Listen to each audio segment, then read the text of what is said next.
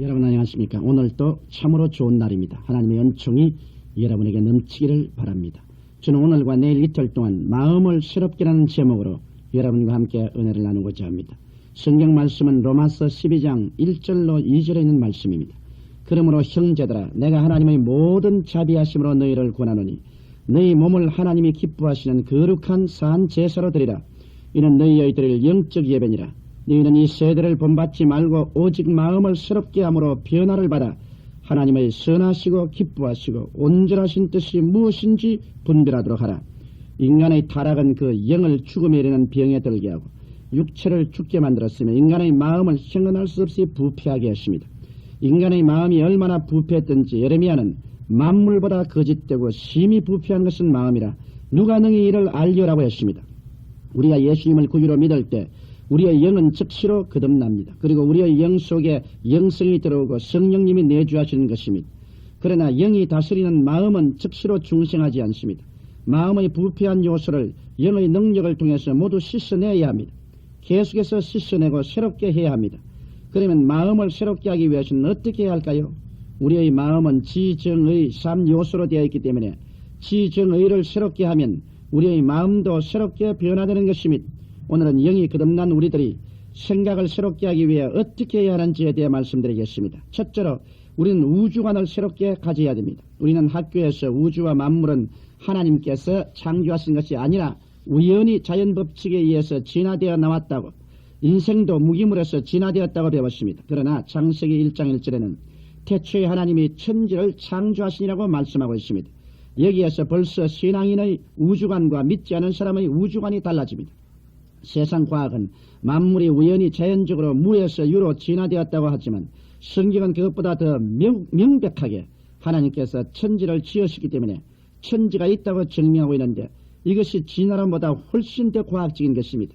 내가 만일 내 팔목시계를 여러분에게 보이면서 하루는 내가 길을 걸어가는데 갑자기 바위가 깨어지는 소리가 나더니 그 속에서 쇠붙이와 동과 철과 연등이 나와 저절로 녹아져서 톱니바퀴가 되고 태엽이 되고 유리가 되고 시계바늘이 되어서 서로 합쳐서 시계가 되고 팔목에 차니까 시계바늘이 돌아가더군요 라고 말한다면 그 말을 믿을 사람이 있겠습니까?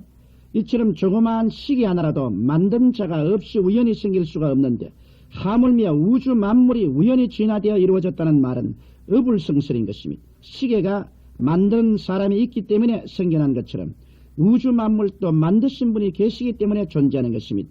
이 우주 만물을 지으신 분은 바로 하나님이십니다. 둘째로 우리의 역사관이 새로워져야 합니다. 오늘날 주님을 믿지 않는 사람들은 역사란 맹목적으로 진행되거나 반복하는 것이다라고 말하고 있습니다. 그러나 역사는 이들이 말하는 것처럼 맹목적으로 진행되거나 반복되는 것이 아닙니다. 인류 역사를 주관하시는 분은 하나님이시며 하나님께서는 반드시 목표를 가지고 일하십니다. 그러면 하나님의 목표는 무엇일까요? 아담과 하와가 타락한 이후 하나님께서는 인간 구원의 계획을 세우시고 인류 구원을 목표로 삼으셨습니다. 그러므로 인류 역사는 하나님의 구속 역사인 것입니다. 하나님께서는 당신의 독생자 예수 그리스도를 이 땅에 보내시고 주님을 통해 인류를 구원하시고 장차 새하늘과 새 땅, 새 예루살렘으로 옮겨서 영원히 살게 하는 새로운 역사를 창조하십니다. 그러므로 우리가 사는 이 시대는 정치가에 의해 좌우되는 것도 아니요 공산주의나 민주주의에 의해 좌우되는 것도 아닙니다. 이 우주의 역사의 주도권은 오직 우리 하나님께만 있습니다. 요한계시록 21장 1절로 8절에 보면 이렇게 말씀하고 있습니다. 또 내가 새 하늘과 새 땅을 보니 처음 하늘과 처음 땅이 없어졌고 바라도 다시 있지 않더라. 또 내가 보매 거룩한 성 새 예루살렘이 하나님께로부터 하늘에서 내려오니 그 예비한 것이 신부가 남편을 위하여 단정한 것 같더라. 내가 들으니 보좌에서 큰 음성이 나서 가로되 보라, 하나님의 장막이 사람들과 함께 있으며 하나님이 저희와 함께 거하시리니 저희는 하나님의 백성이 되고 하나님은 친히 저희와 함께 계셔서 모든 눈물을 근원에서 씻기시며 다시 사망이 없고 애통하는 것이나 보가는 것이나 아픈 것이 다시 있지 아니하리니 처음 것들이 다 지나갔음이라. 보좌에 앉으시니가 가라사대 보라, 내가 만물을 새롭게 하노라 하시고 또 가라사대 이 말은 신실하고 참되니 기록하라 하시고 또 내게 말씀하시되 이루었도다. 나는 알파와 오메가요 처음과 나중이라. 내가 생명수 샘물로 목마른 자에게 칼없이 주리니 이기는 자는 이것을 유업으로 얻으리라. 나는 저의 하나님이 되고 그는 내 아들이 되리라. 그러나 두려워하는 자들과 믿지 않는 자들과 흉악한 자들과 모든 거짓말하는 자들은 불과 유황으로 타는 못에 참여하리니 이것이 둘째 사망이라. 하나님의 이시는 가운데 역사의 주관자는 분명히 하나님이신 것을 말씀하고 있습니다. 처음이요 나중이요 알파와 오메가로 옛 하늘과 옛 땅을 다 멸해버리고 새 하늘과 새 땅을 만들겠다는 하나님은 역사를 주장하시는 분이신 것입니다. 그리고 현재 우리 눈앞의 역사는 예수 그리스도의 강림을 향해 막바지 길을 가고 있습니다. 셋째로 우리의 인생관이 새로워져야 우리의 마음이 새롭게 됩니다. 이 세상 사람들은 육신의 정욕과 안목의 정욕과 이 세상 자랑을 쫓아 살며 지위, 명예, 권세, 물질, 쾌락을 얻기 위해 바쁘게 뜁니다. 그러나 우리 예수님을 믿는 사람은 이와 전혀 다른 인생관을 가집니다. 누가복음 10장 25절로 28절에 보면 한 율법사와 예수님과의 문담하는 장면이 있습니다. 어떤 율법사가 일어나 예수를 시험하여 가로되 선생님 내가 무엇을 하여야 영생을 얻으리까? 예수께서 이르시되 율법에 무엇이라 기록되었으며 내가 어떻게 읽느냐? 대답하되 가로되 내 마음을 다하며 목숨을 다하며 힘을 다하며 뜻을 다하여 주 너의 하나님을 사랑하고 또한 내 이웃을 내 몸과 같이 사랑하라 하였나이다. 예수께서 이르시되 내 대답이 옳도다. 이를 행하라.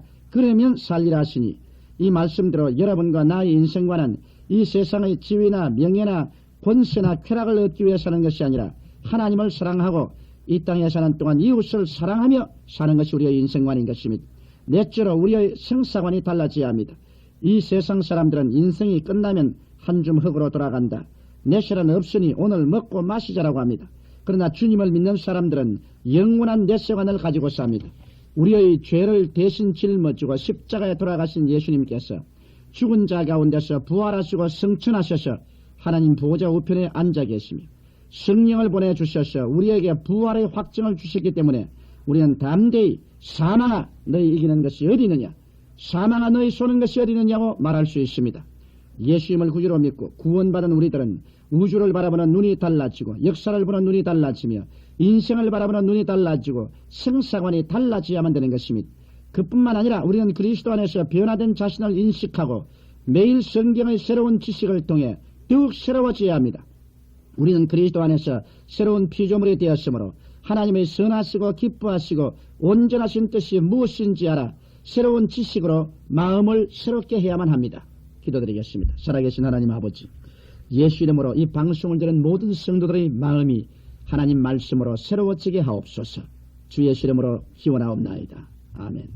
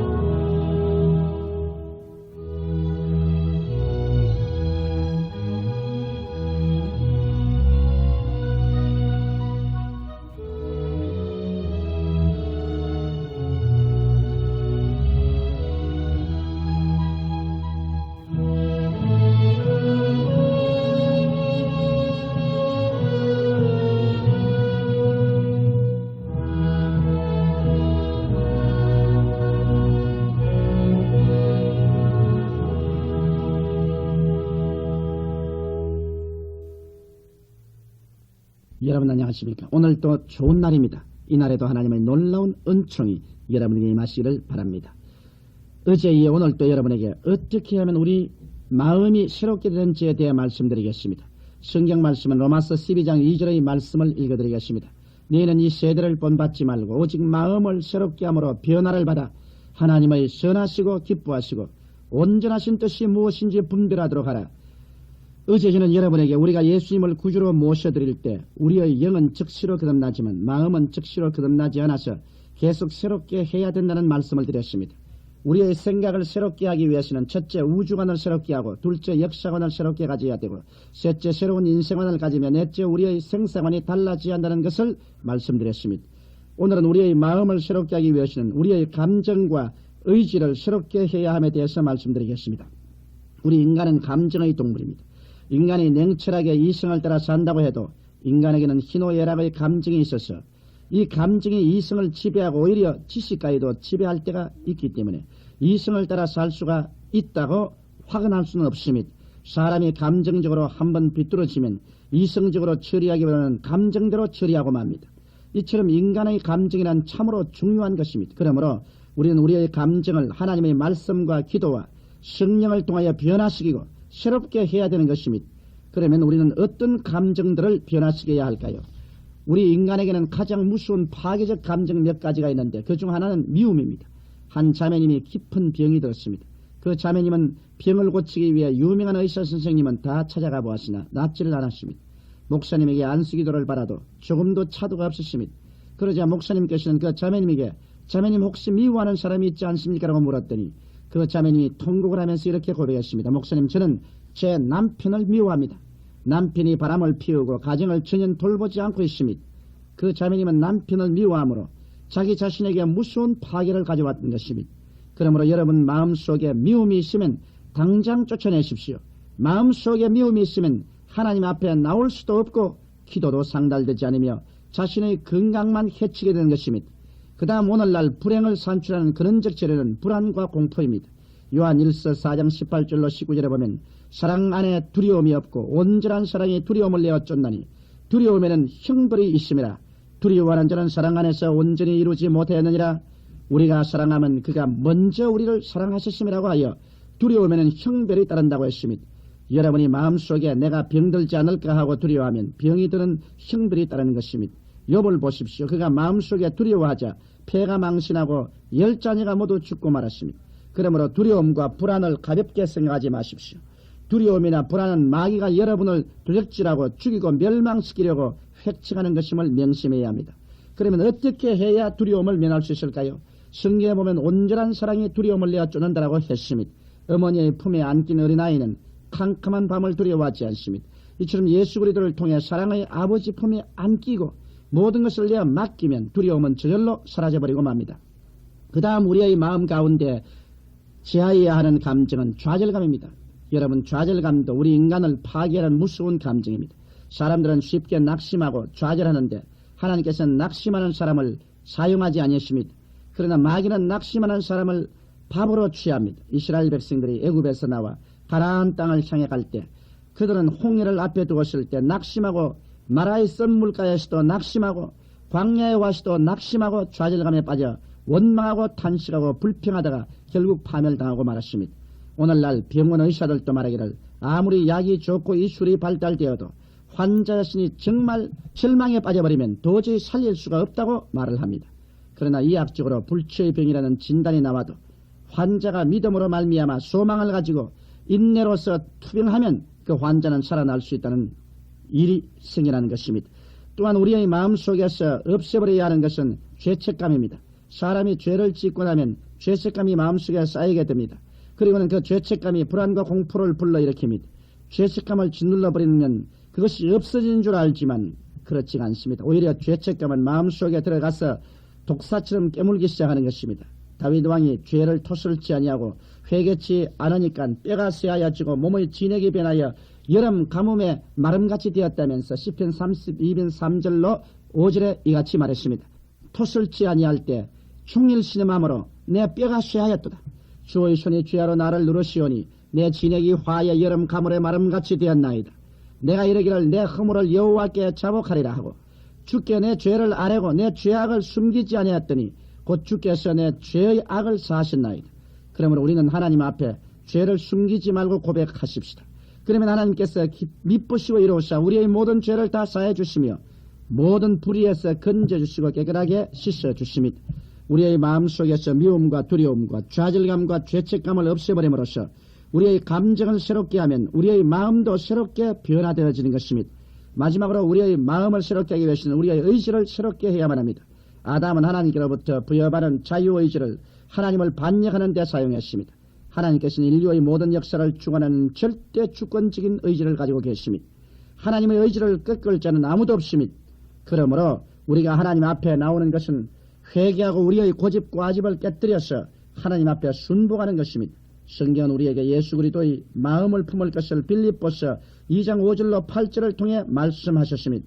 너희 안에 이 마음을 품으라. 곧 그리스도 예수의 마음이니 그는 근본 하나님의 본체신 하나님과 동등됨을 취할 것으로 여기지 아니하시고 오히려 자기를 비하 종의 형체를 가져 사람들과 같이 되었고 사람의 모양으로 나타나셨으며 자기를 낮추시고 죽기까지 복종하셨으니 그 십자가에 죽으심이라.